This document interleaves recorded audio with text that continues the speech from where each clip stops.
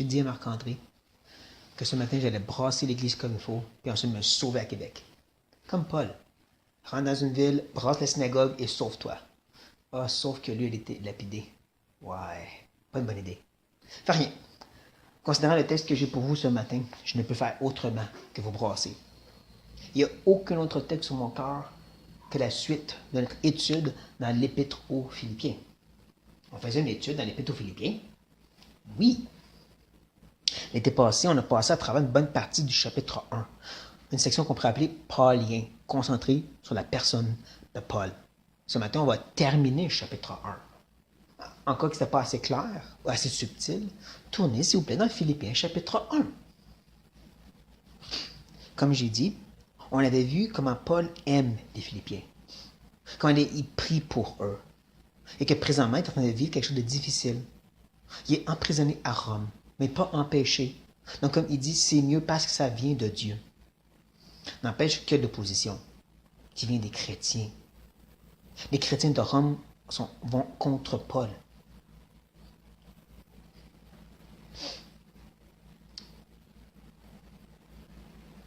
Et en même temps, Paul il est déchiré à l'intérieur de lui-même.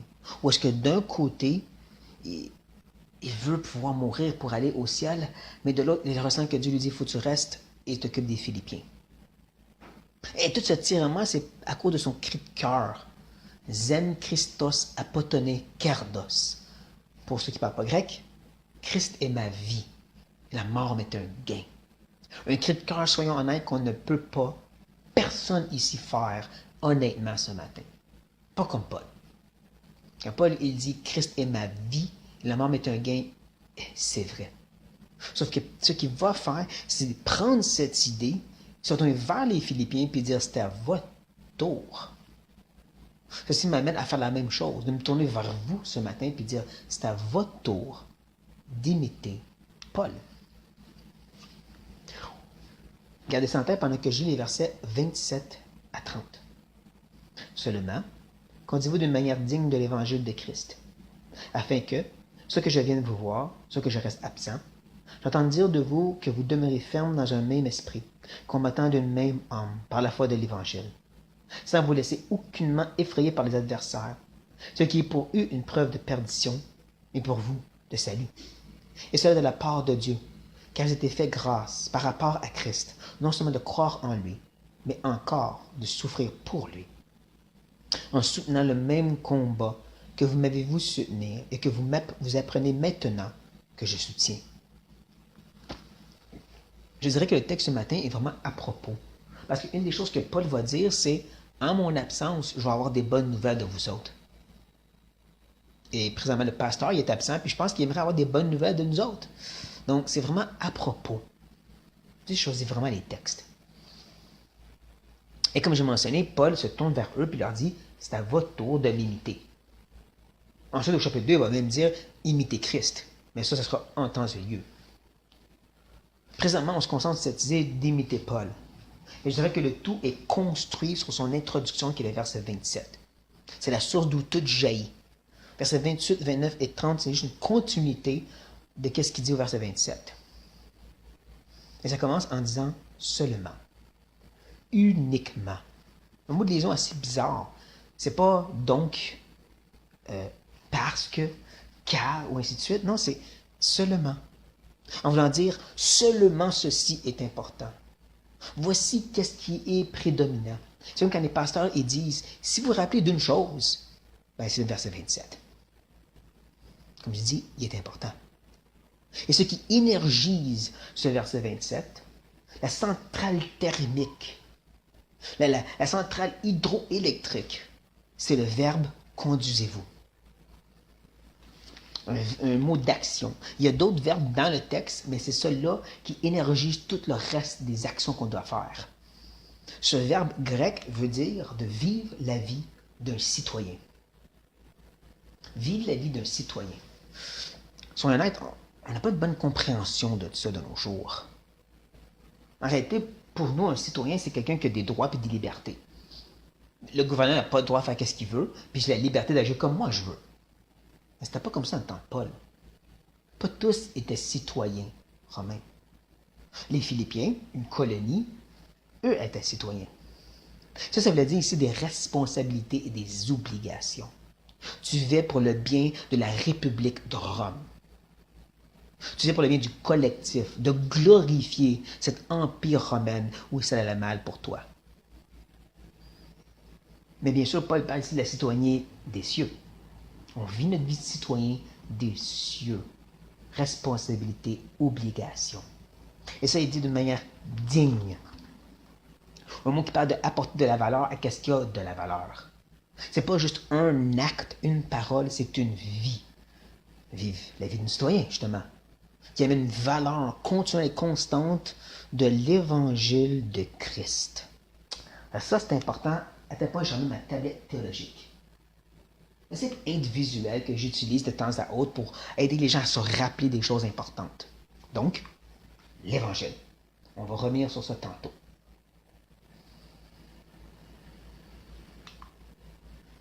Mais pour tout de suite, Paul va nous lancer une balle courbée, un curveball, comme ils disent en anglais. Parce qu'il va nous dire maintenant le but qu'on devrait vivre notre vie de citoyen. Il va dire afin que.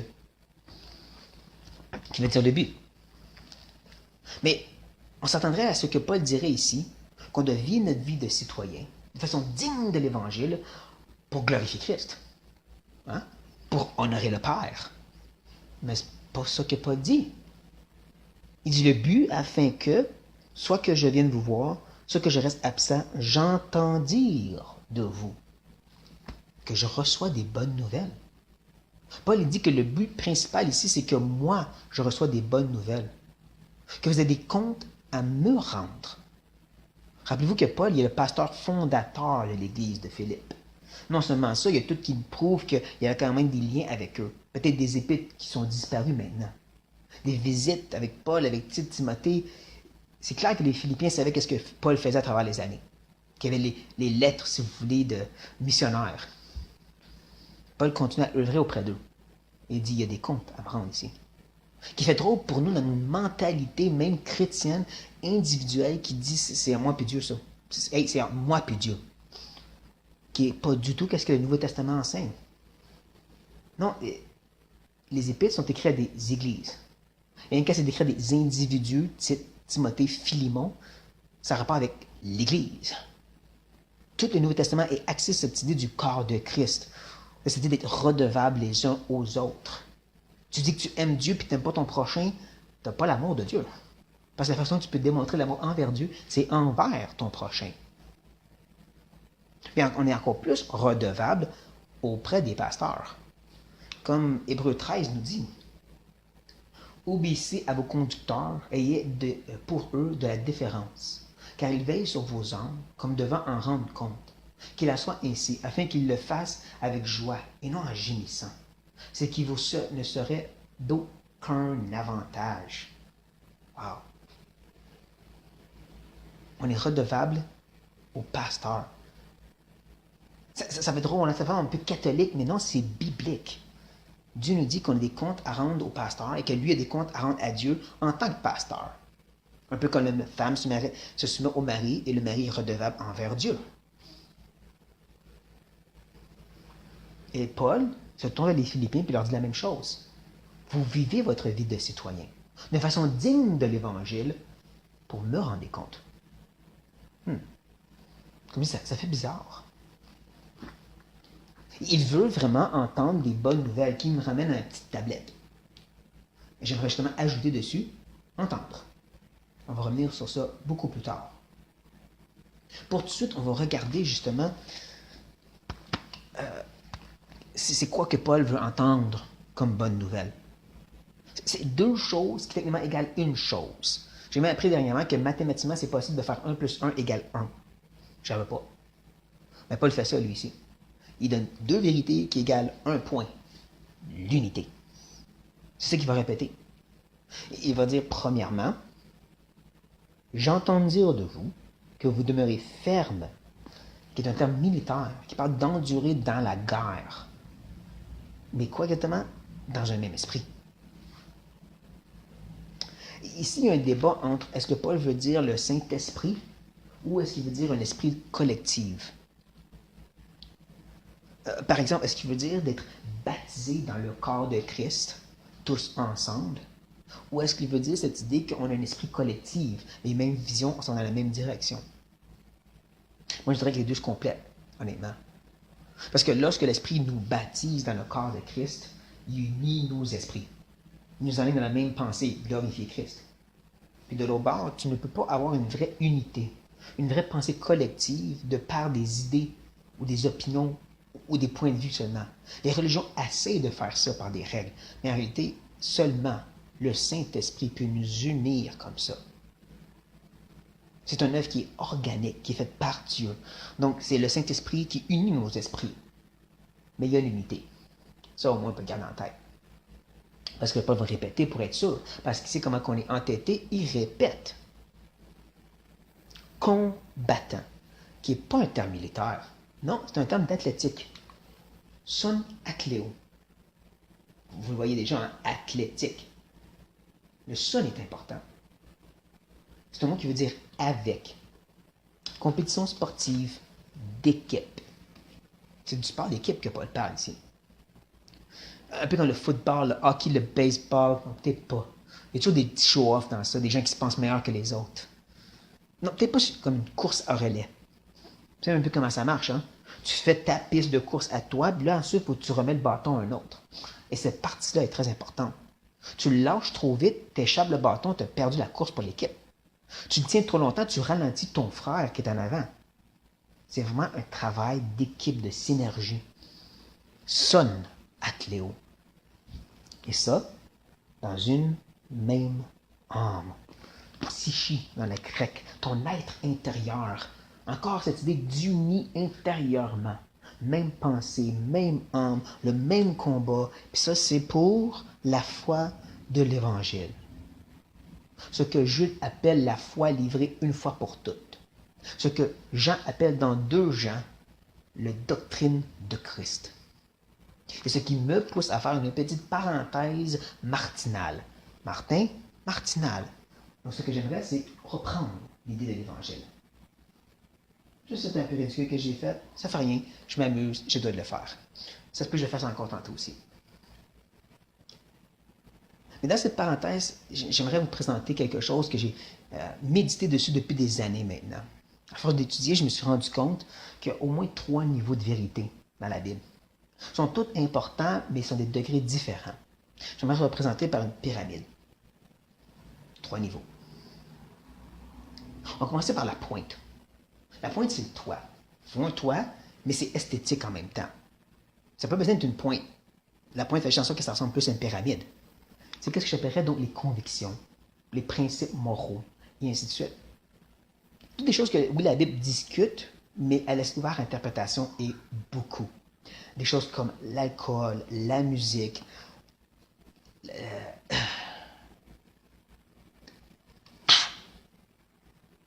le divertissement. C'est tous des sujets que la Bible en parle, mais d'une façon tellement nébuleuse, tellement ouverte, que c'est vraiment toi et Dieu. 1 Corinthiens 14 est clair. Tu vis ta conviction, tu ne l'imposes pas aux autres. C'est entre toi et Dieu. Oh, on a besoin de conviction. Il te faut un toit. Mais c'est le toit que Dieu te donne. Et tu dois le vivre.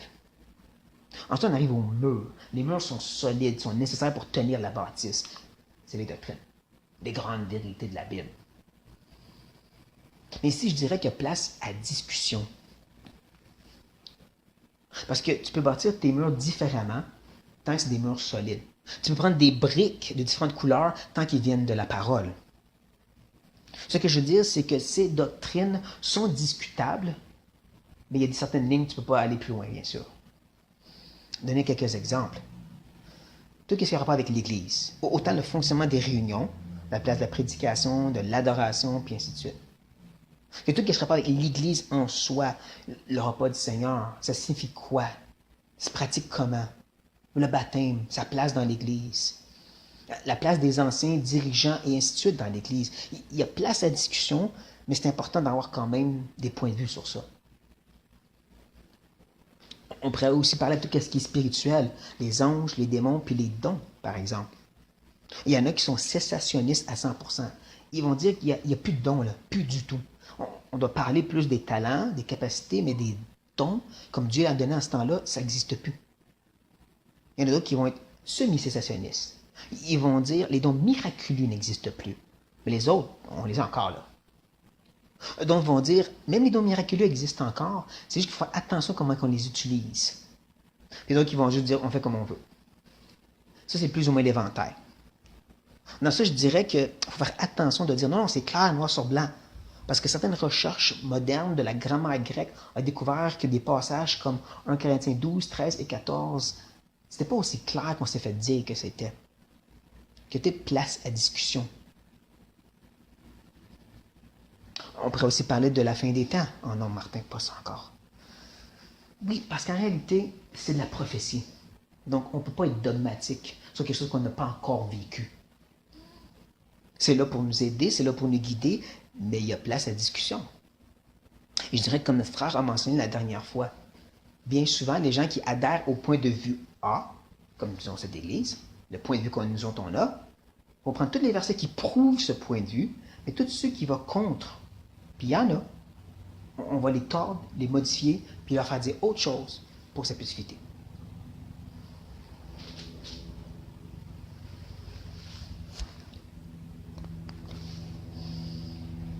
Même chose pour ceux du point de vue B, c'est les autres, là. Il y en a des versets qui prouvent leur point, je suis désolé, il y en a vraiment. Sauf qu'il y en a d'autres qui disprouvent, puis ils vont les modifier, les tordre, et ainsi de suite.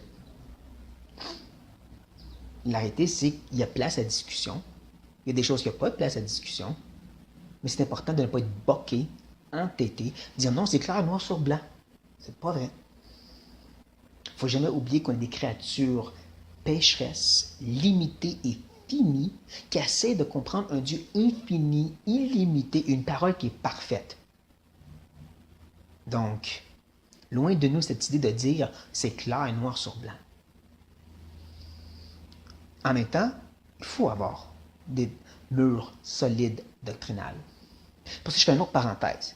Oui, je fais des parenthèses dans des parenthèses. Pour tourner vers les jeunes encore. Je dirais que c'est le temps que vous sortez du jupon de papa et maman et vous cherchez vous-même à forger vos convictions. Et je ne dis pas mettez-vous en rébellion contre tout ce qu'ils vont dire. Je dis, allez devant Dieu vous-même pour savoir comment est-ce que vous comprenez la place de l'alcool, le divertissement, la musique, puis ainsi de suite. Quelle sorte de toit vous allez bâtir? En plus, allez vous-même construire vos murs. C'est pas à eux à vous dire quoi croire. C'est à vous à chercher vous-même qu'est-ce que vous croyez, pourquoi vous croyez, êtes-vous capable de défendre ce que vous croyez. C'est pas Pasteur X qui va te donner ton mur. Tu dois le forger toi-même, comme ça tu peux vraiment dire, ça c'est ma conviction sur cette doctrine-là, elle est solide, je l'ai bâtie par la grâce de Dieu. C'est ça que Dieu nous appelle à faire. Surtout qu'il y en a beaucoup à qui je parle présentement qui passent de enfants à adultes. C'est temps d'agir comme des hommes et des femmes de Dieu qui connaissent sa parole. Et d'arrêter de s'amuser à la place. Et je dis ça étant un enfant jusqu'à l'âge de 35 ans. Soyez pas comme moi ici. Fin de cette parenthèse. Pour revenir à la première parenthèse. Et de revenir finalement au fondement. Vous l'avez deviné, bien sûr, c'est l'Évangile. Honnêtement, je dirais que c'est la seule doctrine, seule vérité, que c'est un absolu. Il n'y a pas de place à discussion ici. Dieu n'a pas laissé aucune porte ouverte. Rien qui a rendu ça si simple, si clair, qu'un enfant peut la comprendre, cet évangile. C'est fort, hein? Dieu dit ça, c'est le fondement. C'est pour ça que ce serait bon qu'on ouvre une autre parenthèse. Je ne sais plus à combien qu'on est rendu. Et qu'on parle de cet évangile pour qu'on ait bien compris que ce n'est pas juste le salut. Celui en fait partie, mais ce n'est pas l'évangile. L'évangile, c'est Romains 1 à 11. L'évangile, c'est la Bible au complet. Et donc, on comprend premièrement qu'en Adam, on est mort. Né sous un jugement parce qu'on est représenté par lui. Puis oui, même le petit bébé, il est né sous un jugement. Romains 4 est clair sur ça. En même temps, Romains 1 à 3 nous rappelle que ça ne prend pas beaucoup de temps avant que le petit bébé démontre que tous ont péché et sont privés de la gloire de Dieu. Parce que ce qu'on est dans notre nature, on est mort. Éphésiens 2. Et par définition, un mort, ça fait le mort. Il ne peut pas de lui-même se tourner vers Dieu. C'est pour ça qu'il faut faire attention quand on se tourne vers les non-sauvés et on dit, ben voyons donc, c'est clair, ils sont morts. Et en plus, sont aveuglés par Satan. Donc Dieu doit donner la vie. Dieu est celui qui régénère, qui donne la repentance et la foi. Dieu seul sauve. Éphésiens 2,4, mais Dieu. C'est Dieu qui vient à notre secours dans la forme de Jésus aussi. Dieu s'est fait homme, Dieu s'est incarné, Emmanuel, Dieu avec nous. Bien sûr, il a resté Dieu, il a pris l'humanité, il n'y a pas eu de mélange, mystère trop grand pour nous. Mais important de garder en tête. Il est devenu notre nouveau représentant, parce que c'est ça que la Bible dit. Entre tu es représenté par Christ ou tu es représenté par Adam, il n'y a pas d'entre les deux. Il était sans péché, mais il est devenu péché pour nous. Il a pris sur lui la pleine colère de Dieu. Parce que oui, la colère de Dieu est contre tout être humain, parce que tous ont péché en Adam. Cette colère de Dieu ne peut pas être apaisée par aucune œuvre d'homme. Seulement un sacrifice parfait. Il s'appelle Jésus-Christ. Et donc, à la croix, il fait un échange. Je prends ton jugement. Tu mérites d'être séparé de Dieu pour toujours. Je fais ça, moi. En retour, je te donne ma vie parfaite, ma relation avec le Père, ma justice. Ça, c'est pas juste pour le salut. La Bible nous fait comprendre qu'on est en Christ pour le reste de notre relation avec Dieu. La seule façon de l'avoir, si vous préférez, c'est d'être dans la grâce. Même chose. Identité en Christ, dans la grâce, c'est la seule façon d'être en relation avec le Père. Et dans cette relation, on est transformé, sanctifié. Ça vient ensemble. Jacques nous dit, la foi sans les œuvres est morte. C'est pour ça que c'est pas juste j'accepte Jésus comme mon sauveur. C'est il change mon cœur pour que je veux qu'il soit mon sauveur. Mais il n'est pas juste mort. Il est ressuscité. 1 Corinthiens 15 nous enseigne que cette résurrection est importante pour nous. Elle nous montre que ce n'est pas une espérance seulement pour la terre, pour ce qui est après. Que Jésus vient nous chercher. Les détails de son retour sont discutables. Vous êtes les deux en désaccord ici. Mais la réalité, c'est qu'il vient nous chercher et qu'on va être avec lui pour l'éternité.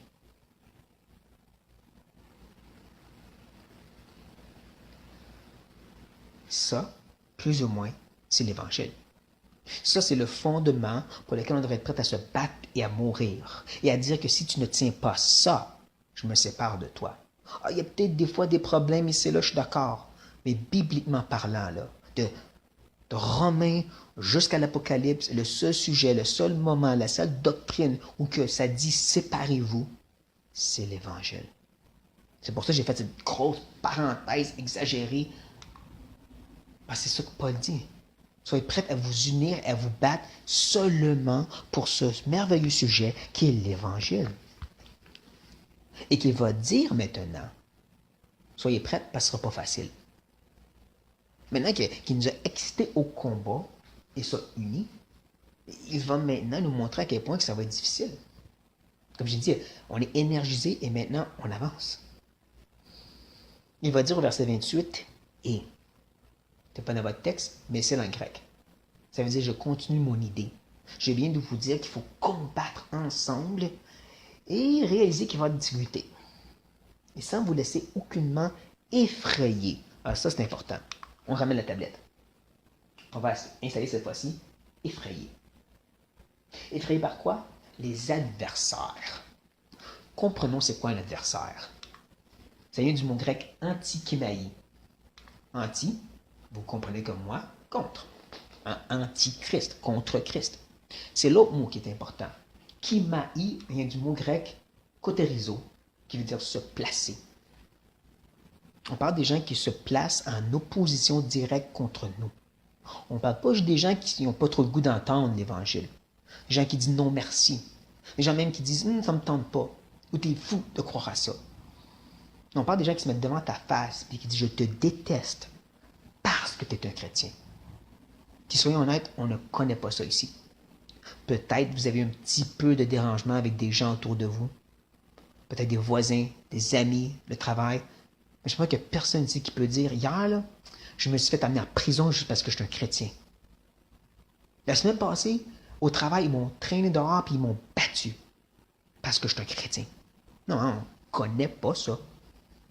Et pourtant, c'est ça le mot ici. On ne connaît pas c'est quoi des antikémaïs. Mais dans un autre sens, oui, on les connaît. Parce que le système en soi, le monde dans lequel on habite ici en Amérique du Nord, il est anti-Kimaï. Il s'est placé contre nous. Il est dirigé par l'ennemi, avec un grand E. Donc oui, il y a une opposition. Elle est différente ici que dans d'autres places du monde, mais elle est là. Et elle est très vraie. Et c'est pour ça que Paul nous dit qu'il ne faut pas être effrayé. Qui nous ramène ici, qu'on va, une fois de plus, emprunter le mot effrayé. Je vous le dis, je vais continuer à m'amuser de même. Le mot en soi, vraiment je me rappelle ces choses-là. Le mot en soi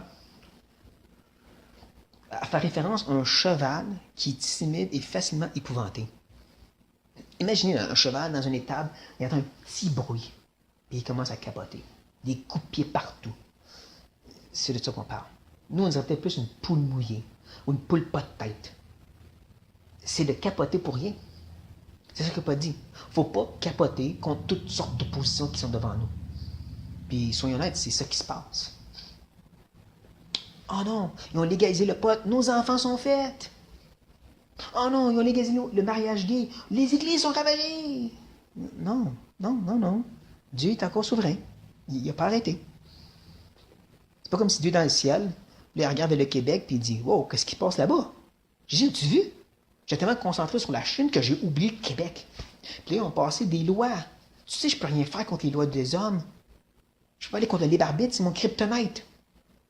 Non. Non, le proverbe nous dit que le cœur du roi est dans la main de Dieu et il en fait qu'est-ce qu'il veut. La Bible nous enseigne que non seulement Dieu établit le gouvernement, mais il guide leurs décisions, même celles qu'on n'aime pas. Ah ouais. On voit ça dans l'Apocalypse, à son summum, quand tout l'être humain, toute l'humanité va se mettre contre Dieu, littéralement, va se battre contre Dieu. Et qu'on lit dans 17, car Dieu a mis dans leur cœur d'exécuter son dessein. Hein? Et d'exécuter un même dessein, c'est quoi? Et de donner leur royauté à la bête, jusqu'à ce que les paroles de Dieu soient accomplies. Dieu a décrété cette rébellion. Comme il a décrété toutes choses, incluant les choses mal autour de nous. Wow! C'est pour ça qu'il faut laisser la Bible nous dire comment Dieu agit et pas supposer pour nous-mêmes. Non, ça vient de Dieu. C'est pour ça qu'on ne s'effraie pas. C'est pour ça qu'il n'y a aucune raison de paniquer. Il faut toujours se rappeler, Dieu ne va pas juste tourner au bien. Il est en train de faire le bien maintenant. C'est meilleur parce que ça vient toujours de Dieu. C'est un bon rappel. Et Paul va chercher aussi à encourager les Philippiens. Pas juste leur dire, ne soyez pas effrayés, il va les encourager. Il va ajouter, ce qui est pour eux une preuve de perdition, mais pour vous, de salut. Il y a certains débats ici aussi, face à l'expression, ce qui est pour eux une preuve de perdition. Il y a deux façons de comprendre ça. La façon la plus répandue, elle exprime de cette façon. Paul est en train de dire, ces gens-là, les adversaires, qui vous attaquent, amènent des preuves contre eux et leur propre perdition. En plus qu'ils vous attaquent, plus qu'ils vont te juger, dans ce sens-là. Vous me suivez? Oui? Non? Je ne sais pas dans quel épître on est rendu là. On est dans Philippiens chapitre 1, verset 28 en passant. Suivez, frères et sœurs, suivez. Ça, c'est la première façon de comprendre. La deuxième, maintenant, selon des recherches qui ont été faites du grec, dirait plus ceci. Ces adversaires qui vous voient entêtés, vraiment boqués sur cet évangile, voient ceci comme une preuve de votre propre perdition. Ah ben. Ouais, l'idée serait plus... Ils voient votre accrochement à l'évangile comme la source de votre propre destruction. Je donne des exemples. On recule dans le temps. Le juif voit ce fou de chrétien, puis dit, mais voyons donc, t'abandonnes Moïse, les sacrifices animaux du temple, t'es fini, t'es perdu. Il n'y a plus de façon d'être sauvé. Ou les païens. Non, mais tu ne peux plus apaiser la colère des dieux. Tu te confies dans un Christ crucifié, t'es-tu fou? T'es fini. Même de nos jours, on a la même chose. à combien que l'Église catholique s'est tournée vers les protestants, les gens quittent l'Église et disent, vous êtes perdus. Vous abandonnez Marie, puis toutes les façons de faire, vous allez être perdus. Même chose pour les musulmans même. J'écoutais dernièrement un livre audio d'une autobiographie, un musulman qui s'est converti au christianisme. Puis il explique la pensée musulmane envers les chrétiens. Puis c'est simple. Il faut les aider, ils sont dans l'erreur. Ah ouais. Parce qu'ils croient, ces fous des chrétiens, que tu as juste à demander à Jésus de te sauver puis tout est réglé. Mais voyons donc, il y a des choses à faire. Il faut les aider. Ils sont perdus. Ils vont aller en perdition, ils vont aller en enfer, puis ça va être de leur faute. C'est vraiment comme ça que l'ennemi nous voit. C'est pour ça qu'ils pensent que c'est plus ça que Paul est en train de dire. Eux le voient comme une preuve de votre perdition. Mais, pour vous, c'est le salut.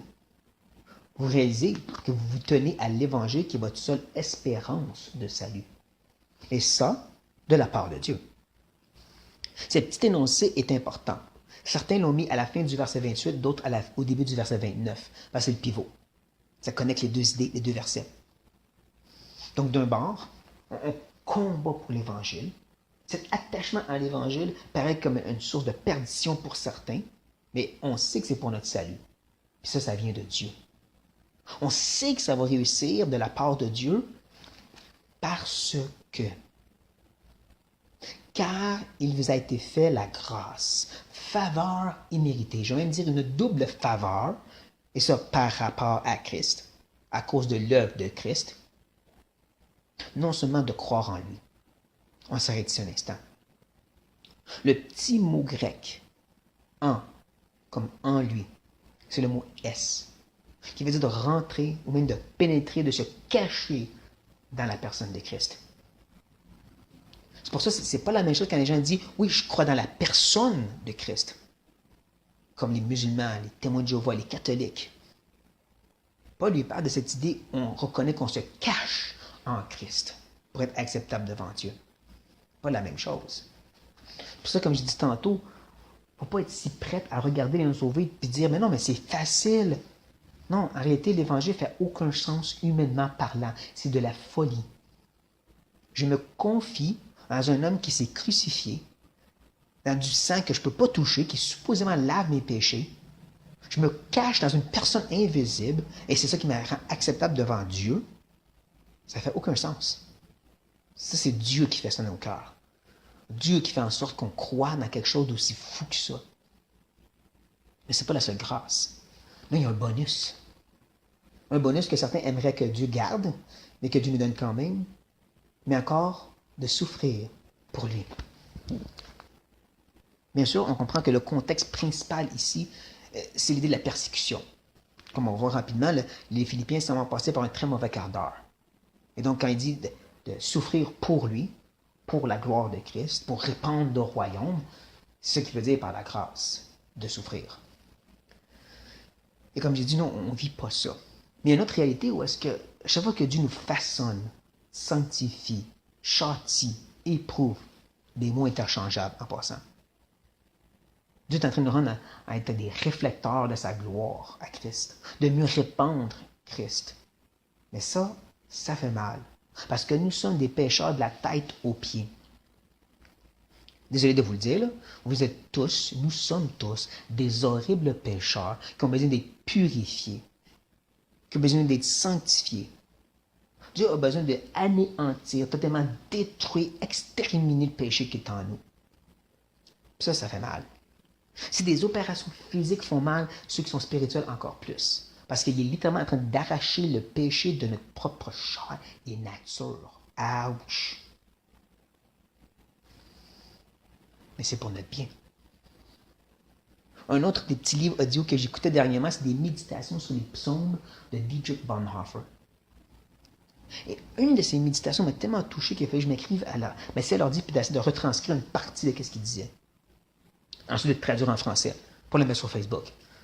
Mais aussi de l'amener ce matin. Vous comprenez? C'est une méditation, donc une extrapolation. Il n'explique pas le texte. Ce qu'il fait, c'est plus, il médite sur qu'est-ce que l'auteur a vécu pour l'amener à écrire ça. Et ça, j'aimerais vous partager. Il dit, mais Dieu, qui ne le laissera pas partir, le serre et il n'est jamais libre. Plus il perd l'homme, et plus rapidement il s'accroche à ce qui lui reste. N'est-ce pas vrai, hein? Mais Dieu s'accroche encore plus rapidement et ne le lâche pas. Merci Seigneur. Le con... Donc, le voici. Mais Dieu, qui ne le laissera pas partir, le serre et il n'est jamais libre.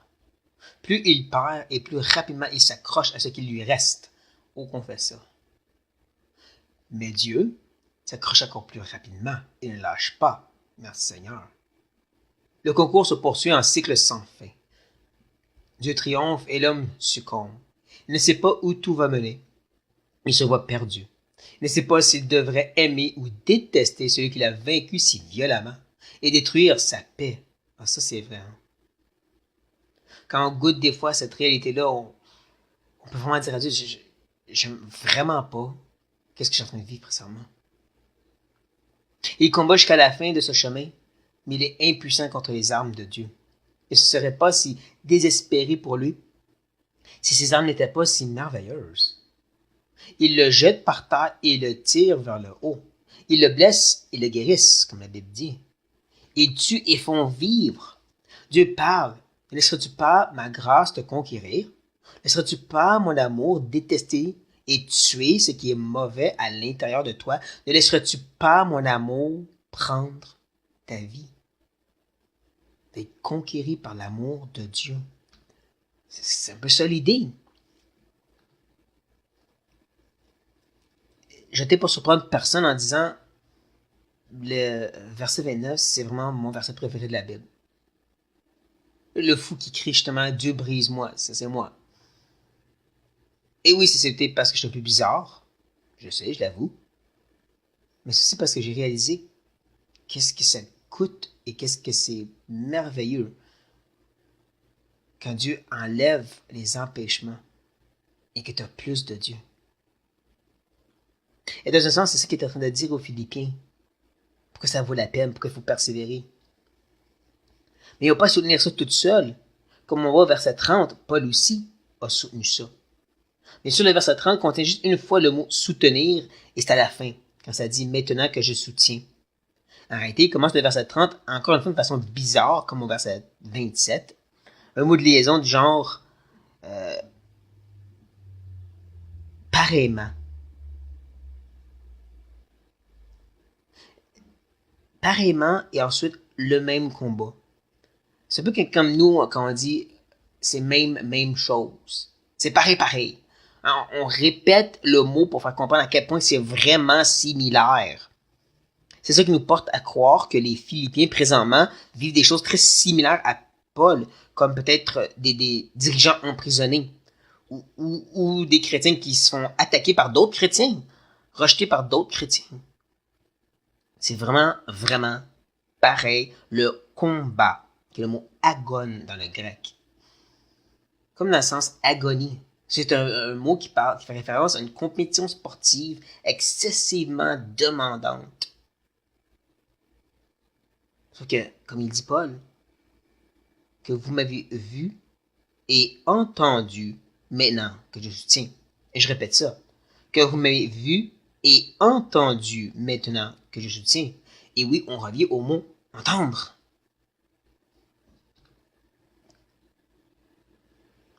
Où est-ce que commencer, il va terminer, la boucle se ferme ici. Il vient donc compléter l'idée. Non seulement Paul veut entendre des bonnes nouvelles d'eux autres, mais il va tout baser ça sur cette idée. Mais vous avez entendu que moi, je le vis fidèlement aussi.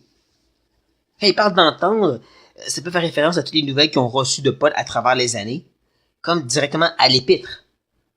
Du verset 12 à 26, Paul a vraiment décrit qu'est-ce qu'il vivait, au moins à quelques détails. C'est tout pour leur faire comprendre. Regardez ce que je vis. Vous l'entendez bien, qu'est-ce que je vis? Vous voyez comment je vois que c'est mieux que ce que je vis, parce que ça vient de Dieu. Et même si c'est des gens contre moi, ça fait rien, c'est l'évangile qui est prêché, puis c'est ça qui compte. Et que Christ est ma vie, et mort est un gain. Maintenant, vous pouvez imiter ça. Je dirais, en quelque part, c'est un rappel pour nous d'être des exemples, d'être des modèles pour les autres par la façon qu'on vit cette marche chrétienne, autant pour les gens autour de nous dans le monde que pour des autres frères et sœurs. Paul dit ça aux Philippiens puis il leur dit, suivez mon exemple. Vous avez entendu de ma vie, vous savez qu'est-ce que je vis. Donc je vous dis pas des choses du haut de la chair, je vous dis ça le vivant avec vous et même avant vous.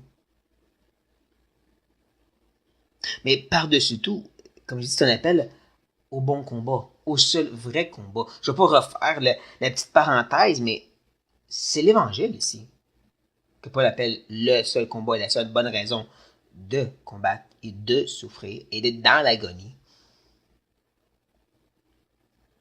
Et donc, c'est de se demander pourquoi qu'on se bat plus. Est-ce que c'est possible qu'on considère que le mandat de Matthieu 28, de faire de toutes les nations des disciples, que ça compte plus, ça? La fête de toutes les nations des disciples, sauf si vous habitez à Saint-Jérôme, en 2017? Non. Non, c'est encore vrai. On ne peut pas rester caché dans notre petit sous-sol, dans notre petit bunker, pendant que les bombes explosent partout. On est appelé à aller se battre pour la vérité. Tu sais, l'Église, là, je parle pas de la réunion, je parle de l'Église, n'est pas premièrement pour nous ressourcer spirituellement. N'est pas là premièrement pour nous permettre de se réunir puis chanter des cantiques, ou entendre un message, ou quoi que ce soit. Paul dit clairement à Timothée, l'Église, c'est l'appui et la colonne de la vérité. Et la vérité, comme je l'ai dit, et que je ne vais pas encore répéter, c'est l'Évangile. Et il y en a des ennemis, présentement. Tu as l'Évangile de prospérité. Tu as l'Évangile de croyance facile. Puis tu as les libéraux qui ont carrément envahi l'Europe et qui sont en train de le faire, les États-Unis, mais l'Amérique du Nord, présentement. C'est le temps qu'on se réveille. C'est le temps qu'on se réveille et qu'on tienne fermement. Maintenant, qu'est-ce qu'on fait? Honnêtement, j'ai aucune idée. C'est pour moi les dirigeants de l'Église, c'est pas moi qui ai l'idée. Mais il y a une chose que moi j'ai à cœur de dire, c'est repartons-nous. Commençons en disant, Seigneur, pardonne-nous qu'on ait mis de côté cet appel que tu nous as donné. Et que deuxièmement, ajouter à cette prière, Seigneur, donne-nous ta direction en tant qu'Église. Envoie-nous vers les brebis perdues. Mais qu'il y ait quelque chose qui se passe parce que c'est ça, notre raison d'être en tant qu'Église. Sinon, on a failli à notre tâche.